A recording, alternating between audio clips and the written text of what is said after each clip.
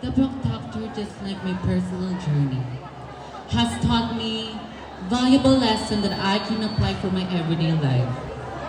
Using Proctor to measure angle teaches precision and attention to details, which is important for real-life situations like planning, building, or organizing tasks.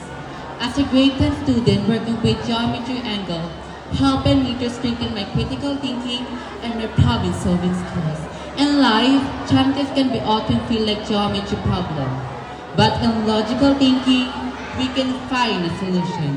Just like learning how to measure angle or solving mathematical problems are challenging.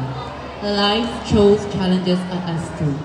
The Proctor has taught me that mistakes are okay. It's a part of learning. Mistakes help us grow. My name is Celine M. Palma from 10 Curie, representing Proctor.